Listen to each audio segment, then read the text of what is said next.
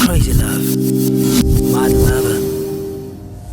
Hello everyone, I am Rox King. And I am Priska. This is Loveplanet. Giving meaning to life. Today we bring you a fresh new episode from our series entitled Fighting for Your Marriage. And today's episode is titled Rebuilding Trust. We draw our inspiration from a TV program about a wife and a mother who left her family and went off into prostitution. And once upon a time, the brothel where she practiced prostitution was raided by police and her secrets were revealed. Her family, friends, and those who loved her, when they realized this, they all deserted her. Well, this looks like what happens only in movies, right? But we see a similar account in the Bible about a man named Hosea and his wife Gomer. His wife left her family and went off into prostitution. Yes, Hosea's wife left her family and went into prostitution. She was caught and put in prison. She was to be sold off as a slave, and we see Hosea showing forth forgiveness and so much grace. Hosea, being a wonderful husband, took back his wife, forgave her, and used most his savings and paid her debt. Yeah, when he had done this wonderful stuff for her, she was so humbled. She called him Lord and Master, but Hosea said, "No, don't call me Lord, don't call me Master, just call me your husband. In other words, just call me honey, call me sweetie, Call me baby." Yeah, or any of those wonderful names you call your spouse. And he chose the way of love instead of the way of power and authority. Even according to the cultures of his times, he had all the power to wield authority in that relationship, but he put her back in her place as his lover and said, "Call me husband." That was such grace.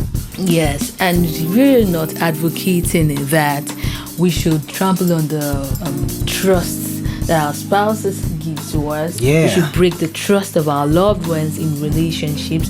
Oh no, that is not our point. What we are trying to say is that there is so much room that God has given us for forgiveness that we haven't been utilizing.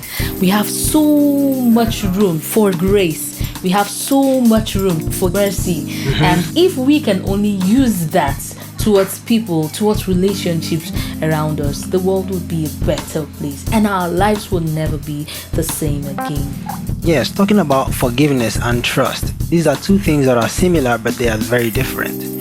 Trust is the ultimate. When I trust you, I can go any length for you. Is that not so? But trust is not really easy to earn. Alright, it's not easy to come by. In order for me to trust you, you have to earn it. You just have to do something. Alright, but forgiveness is not conditional. She doesn't have to do anything right for me before I can forgive her. But forgiveness is the starting point. If I want to trust her, I must first forgive her, and then a pathway will be made for trust to begin getting built. Yes, and rebuilding trust, although could be very painful at times, but it will always pay off at the end. And I can assure you that when you've gone through this process, your relationship will come out stronger. And it cannot easily be broken anymore.